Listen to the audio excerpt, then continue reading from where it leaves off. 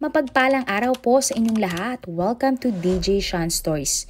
Turn on your notification bell, like and subscribe para sa crime stories araw-araw. Sa iba't ibang mga kaso na ating tinalakay, mayroong mga nare-resolba agad. May mga kaso naman na inaabot ng ilang taon bago ito magkaroon ng aksyon. Para sa ating kwento ngayon, naresolba ang isang cold case dahil ang isang suspect ay nagkaroon ng maraming utang. At dahil dito, naisiwalat ang ginawa niyang krimen, 5 taon na ang nakakaraan. Taong 1993 nang ipinanganak ang babaeng newscaster na si Salma Sultana o tawagin nating Alma na mula sa Korba, India. May isang kapatid na lalaki si Alma at ang kanyang mga magulang ay mga tindero. Masayahin, matapang at matalino. Ganyan ilarawan si Alma ng mga nakakakilala sa kanya. Nagtapos si Alma ng journalism at naging isang news anchor reporter ng isang local na news agency. Malayo ang lokasyon ng kumpanya ni Alma kaya kailangan niyang umupa ng bahay na mas malapit sa kanyang pinagtatrabahuhan. Noong una, tutol ang pamilya ni Salma na mangupahan ang dalaga. Pero nangako na lamang si Alma sa kanyang mga magulang na siya ay laging tatawag. Minsan sa isang buwan naman kung dalawin ni Alma ang kanyang pamilya. October 21, 2019, may isang malaking aksidente ang nangyari. Nagmamadaling umalis si Alma sakay ng kanyang scooter para i-cover at i-report ang aksidente. Makalipas ang ilang oras, natapos na si Alma sa kanyang trabaho at siya ay pagod na pagod. At ng araw na iyon ay hindi na nagawang tawagan ni Alma ang kanyang mga magulang. Kinabukasan, ang tatay ni Alma na tawagin na lang nating Mando ay ilang beses na tinawagan ang anak. Pero nagtaka ang lalaki na patay ang cellphone ni Alma. Naisip naman ng nanay ni Alma na baka may importanteng trabaho ang kanyang anak kaya pinatay nito ang kanyang cellphone. Pero dumaan pa ang mga araw, hindi pa din sumasagot si Alma sa mga tawag ng kanyang pamilya. Dito na nagsimulang mag-alala ang pamilya ni Alma. Nang kumalat nga ang balita ng pagkawala ni Alma, lumutang ang chismis mula sa kanyang mga kapitbahay na nakipagtanan na ito sa kanyang boyfriend. Kinontak ni Mando ang mga kaibigan ng kanyang anak subalit walang nakapagbigay ng impormasyon kung nasaan ito. Makalipas ang 3 buwan, malungkot na namatay si Mando na hindi man lang nalaman kung nasaan ang kanyang anak. Hindi din nagpunta sa burol ng kanyang tatay si Alma. Inantay si Alma ng kanyang mga kapamilya kung siya ay pupunta pero inabot na ng gabi ay hindi talaga ito dumating. Nang mga oras na ito, inisip na ng pamilya ni Alma na talagang kinalimutan na sila ni Alma.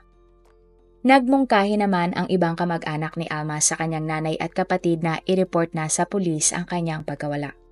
Kinabukasan nga, agad na nagtungo ang nanay at kapatid ni Alma sa Kusmada Police Station. Nainis pa nga ang mga pulis sa mag-ina dahil bakit pinaabot pa ng 3 buwan bago sila nagpunta sa mga pulis para i-report ang pagkawala ni Alma. Lahat ng nakakilala sa dalaga ay kinausap ng mga pulis at wala silang nakuhang impormasyon kung mayroong bang kakaibang ikinilos si Alma bago siya nawala. At makalipas nga ang ilang araw, nakatanggap ng ulat ang mga pulis tungkol sa abandonadong scooter. Nang suriin ng mga pulis ang scooter na iyon, nakapangalan ito kay Alma. Hinanap naman ng mga pulis ang sinasabi ng mga kapitbahay na boyfriend ni Alma pero bigo silang mahanap ito. Dumaan pa ang mga araw at unti-unti nang hindi binigyan ng atensyon ng mga pulis ang kaso ni Alma. Ang nanay at kapatid naman ni Alma ay regular na nagpupunta sa police station para manghingi ng update. Ngunit wala namang maibigay ang mga pulis. At dahil wala namang nagpe-pressure sa mga pulis na asikasuhin ang kaso ni Alma, tuluyan na nilang itinigil ang investigasyon. Wala namang nagawa ang kapatid at nanay ni Alma sa desisyon ng mga pulis. Umabot nga ng halos 5 taon, walang naging update sa kaso ni Alma at ikinonsidera itong cold case. Taong 2023 nang nagkaroon ang mga pulis sa India ng Operation Muskan. Sa operasyon na ito, bubuksan muli ng mga pulis ang dating kaso na hindi na naresolba o mga cold cases. Isa sa mga kasong napiling buksan ay ang kaso ng pagkawala ni Alma, 5 taon na nga ang nakakalipas. Ang humawak ng kaso ni Alma ay ang pulis na si Robin. Matapos basahin ni Robin ang kaso, nakita niyang kulang ang ginawang effort ng mga pulis noon para sa investigasyon. Laking pagtataka niya kung bakit ni isang beses ay hindi man lang kumontak ng isang beses si Alma kahit kanino. Dahil dito nagduda na siya kung buhay pa ba si Alma at posibleng patay na ito. Nakuha ng mga pulis ang impormasyon na noong 2018, nagbigay ang Union Bank of India ng loan sa account ni Alma na nagkakahalaga ng 50,000 pesos. Agad na nagtungo si Robin sa bangko para alamin ang tungkol sa loan na ito. Dito, napag-alaman niyang matapos pahiramin si Alma ng bangko ng pera, patuloy pa din niyang binabayaran ang kanyang utang. Nagtaka si Robin at inisip na maaaring buhay pa talaga si Alma dahil nagbabayad pa ito ng utang. Wala namang alam ang nanay at kapatid ni Alma tungkol sa utang sa bangko ni Alma bago ito mawala. Pinuntahan naman agad ng mga pulis ang gym facility na siyang nasa record ng bangko na nagbabayad ng utang ni Alma. Hindi naabutan ng mga pulis ang may-ari ng gym na si Madhur Sahu o tawaging nating Mark, 37 years old. Hindi din nila nakita doon si Alma kaya walang nagawa ang mga pulis kundi umalis sa gym. Kinabukasan, muling bumalik sa gym ang mga pulis pero wala pa din doon si Mark. Tinawagan nila ang lalaki pero hindi ito sumasagot. Dito na nagsimulang magsuspecha ang mga pulis kay Mark. Kaya tinrace nila ang cellphone ni Mark. Napag-alaman nila ng taong 2018, halos araw-araw magkausap sina Mark at ang biktimang si Alma. Dahil dito, inisip nila na posibleng may kinalaman talaga si Mark sa pagkawala ng dalaga. Dumaan pa ang mga araw pero hindi pa din nakakuha ng bagong impormasyon ang mga pulis sa kaso ni Alma. Hanggang sa isang araw, may isang lalaking nagtungo sa police station. Ayon sa lalaki, ang hinahanap ng mga pulis na si Alma ay matagal nang patay. Ang pumatay umano kay Alma ay si Mark at ang kaibigan nitong isang gym trainer. Sa bagong impormasyon na ito, mas nilalima ng mga pulis ang kanilang investigasyon. Kinausap mismo ng mga pulis ang gym trainer na si Kurt na sinabi ng informant na tumulong umano kay Mark. Pero hindi agad nila inaresto si Kurt. Sa isip kasi ng mga pulis, kapag nalaman ni Mark na naaresto ang kanyang kasabwat, maaaring tumakas si Mark at hindi na maaresto. Kaya naman ipinagpatuloy ng mga pulis ang paghahanap kay Mark. Hanggang sa makakuha nga sila ng impormasyon kung saan nagtatago ang kanilang hinahanap na si Mark. August 14, 2023 nang tuluyan ng maaresto ng mga pulis si Mark. Matapos madakip si Mark, agad ding inaresto ng mga pulis ang kasabwat nitong gym trainer na si Kurt. Magkahiwalay na ininterrogate si Mark at Kurt ng mga pulis. Noong una, hindi nagbigay ng impormasyon ang dalawa sa investigador. Pero matapos ang ilang oras na pagpiga ng mga pulis ay umami na din ang dalawa sa krimen. Ayon sa dalawa, matagal na ngang patay si Alma at sila ang pumatay dito. Ikinuwento ni Mark sa mga pulis kung paano nga ba humantong ang lahat sa isang krimen. Taong 2016, nang nagsimula ng makilala sa industriya ng news anchor at reporter si Alma at naging conscious ang babae sa kanyang itsura. Kaya naisipan ni Alma na mag-train sa gym para mas maging maganda ang kanyang katawan sa harap ng kamera. At napadpad nga si Alma sa gym na pagmamay-ari ni Mark. Maraming nakikilalang babae si Mark sa kanyang gym at ilan sa mga ito ay naging kanyang kasintahan. Kapag nagugustuhan ni Mark ang isang babae, siya mismo ang nagtitrain sa babae hanggang sa mapaibig niya ito. Iniyayabang ni Mark sa mga babaeng ito ang kanyang ganda ng katawan at sinisilaw niya ang mga ito sa pera. May pagkakataon din na pinagsasabay umano ni Mark ang dalawang babae nang hindi nila nalalaman. At kapag na-bored na si Mark sa isang babae, hinihiwalayan niya ito. Gagawa siya ng mga kasinungalingan o hindi naman kaya ay babayaran niya ang babae para pumayag sa hiwalayan. At ganyan din ang ginawa ni Mark nang nakilala niya ang news reporter na si Alma nang nag-enroll ito sa gym. Pinaibig niya si Alma at naging mag-live-in partner pa ang dalawa. Tumira sa nirerentahang bahay ni Alma si Mark. Nang mga oras na iyon, napakasaya nga ni Alma dahil naramdaman niyang mahal na mahal siya at inaalagaan ni Mark. Labis na pinapahalagahan ni Alma na may kasama na siya sa buhay habang malayo siya sa kanyang pamilya. Makalipas ang ilang taon, naisip na ni Alma na magpakasal kay Mark dahil matagal naman silang magkarelasyon. Naniniwala noon si Alma na si Mark na ang lalaki na gusto niyang makasama habang buhay. Kapag mag-uusap sina Alma at Mark, madalas banggitin ni Alma ang tungkol sa kasal. Pero ang katotohanan, hindi talaga interesado si Mark na magpakasal at nagkukunwari lamang na nakikinig kay Alma. Sa isip kasi ni Mark, wala sa kanyang plano na pakasalan si Alma o kung sino mang babae. Gusto lamang ni Mark ay panandali ang relasyon at hindi panghabang buhay. Sa kabilang banda, walang kaalam-alam si Alma na hindi lang siya ang karelasyon ni Mark kundi marami pang ibang babae. Kapag hindi umuwi si Mark sa bahay nila ni Alma, siya ay nasa kanyang mga babae. Ilang beses pang sinubukan ni Alma na kausapin si Mark tungkol sa kanilang magiging kasal. Pero hindi talaga nagpakita ng interes si Mark sa idea ng kanyang girlfriend. Dito na unti-unting nagkaroon ng problema ang relasyon ni Alma at Mark. Palagi nang nag-aaway ang dalawa at laging tinatanong ni Alma si Mark kung bakit ayaw niya magpakasal. Dumating din sa punto na hindi na nakikipagkita si Mark kay Alma. Isang araw, habang nasa CR si Mark, pinakialaman ni Alma ang cellphone ng lalaki. Nagulat si Alma nang nakita sa cellphone ng kanyang boyfriend na marami palang kausap at karelasyong itong babae. Hindi lang isa, kundi napakaraming mga babae. Dito na kinompronta ni Alma si Mark.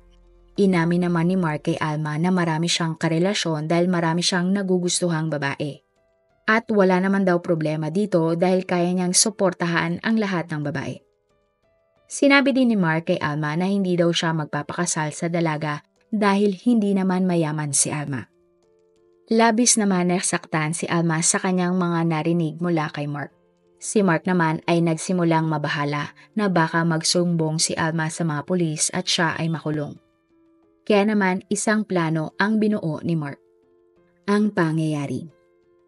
October 21, 2018, matapos magtrabaho, tinawagan ni Mark si Alma para sila ay mag-usap sa bahay ni Mark. Kasabay nito, pinuntahan din ni Mark si Kurt. Normal na nag-uusap sina Mark at Alma. Pero nagbago ang lahat nang sinabi ni Mark na makikipaghiwalay na siya kay Alma. Galit na galit si Alma at hindi sumang-ayon sa hiwalayan. Nagmakaawa pa nga si Alma kay Mark na ituloy ang kanilang relasyon at payag siyang may kahati sa lalaki. Subalit buo na ang desisyon ni Mark. Inaway niya si Alma hanggang sa nasaktan na niya ang babae. Maya-maya pa, sinakal na ni Mark si Alma. Hanggang sa tuluyan nang mawala ng malay si Alma at binawian ng buhay. Matapos nito, tinawagan ni Mark ang isa pa niyang kaibigan na tawaging nating Andy. Dumating si Andy dala ang isang kotse. Binalot ni na Mark, Kurt at Andy ng kumot ang labi ni Alma at inilagay sa loob ng kotse. Pagkatapos ay nagtungo sila sa isang ilalim ng highway at naghukay. Inilagay ni na Mark, Kurt at Andy ang labi ni Alma sa malalim na hukay. Ang scooter naman ay iniwan nila sa isang istasyon ng tren at ang cellphone ni Alma ay sinira ni Mark. Matapos ang pag-amin ni Mark, agad na hinanap si Andy ng mga pulis at inaresto. Kinasuhan sina Mark, Kurt at Andy ng murder at ikinulong. Tinanong naman ng mga pulis ang tatlong sospek kung saan nila iniwan ang labi ni Alma. Nung una, nagpunta ang mga otoridad at tatlong sospek sa isang gubat. Subalit matapos ang ilang oras, wala naman silang nahukay na labi. Dahil doon, naisip ng mga pulis na niloloko lamang sila ng tatlong mga sospek para hindi agad mag-umpisa ang investigasyon. Hanggang sa pangalawang pagkakataon, itinuro na ni Mark, Kurt at Andy ang ilalim ng highway. Hindi na matukoy ng tatlo ang eksaktong pwesto dahil nag-iba na daw ang lugar sa paglipas ng panahon. Basta, ang naaalala raw lang nila ay malapit ito sa isang malaking puno. Sa tulong ng satellite image, natagpuan ang lugar na dating may nakatayong puno. At ng August 23, 2023, matapos ang 11 oras na paghukay ay sa wakas ay natagpuan na ang labi ni Alma. Ginamit ang DNA testing ng kapatid ni Alma at nakumpirma nga na si Alma ang nahukay ng mga otoridad. Makalipas ang 5 taon nga ay sa wakas ay nabigyan na ng kasagutan ang pamilya ni Alma kung ano talaga ang nangyari sa kanya. Kasalukuyan pa rin gumugulong ang kaso ng 3 mga sospek. At kapag napatunayang guilty, maaari silang hatulan ng habang buhay na pagkakulong. Napag-alaman na ang lalaking nagbigay ng tips sa mga pulis ay dati palang business partner ni Mark. Nang isang gabi kasi nagkainitan sina Mark at ang lalaki dahil sa pera ng Jim. Malaki na pala kasi ang utang ni Mark sa kanyang business partner. Habang nag-aaway, tinakot umano ni Kurt ang business partner ni Mark at sinabing mayroon na silang dating pinatay. At si Mark naman ang nagsabi sa kanyang business partner na ang taong iyon ay si Alma at iniwan nga nila ang labi nito sa malalim na hukay. At dahil nga sa pananakot sa business partner ni Mark, naisiwala tuloy ni Mark ang kanilang matagal nang inililihim at nagawang krimen 5 taon na ang nakakalipas. Dito na nga nagsumbong sa mga pulis ang business partner ni Mark. Sa huli, napunta na sa lalaking nagtip ang buong kinita ng Jim at ang mismong Jim.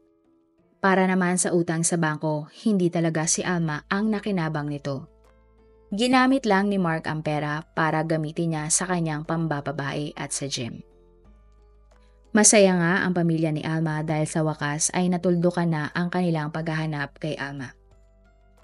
Sa tingin nyo, may kakulangan kaya ang mga pulis na unang humawak ng kaso ni Alma? Kung bibigyan ka ng pagkakataon na maging investigador ng kasong ito, ano ang iyong unang gagawin para agad na masolusyonan ang kaso ni Alma? Marami pong salamat sa inyong panonood. Meron ba kayong mga kwento na gusto nyong i-share sa ating mga manonood? O kung may personal po kayong kwento na gusto nyong i-feature sa ating channel, i-comment down below nyo lang ang inyong mga suggestions. Para naman po sa dagdag kalaman, i-subscribe nyo din po at i-follow ang ating iba pang YouTube channel katulad ng Tagalog Facts and Mysteries by DJ Sean at Manila Boy Wonder Philippines. Marami pong salamat sa pagsuporta nyo sa aming mga channel. God bless everyone!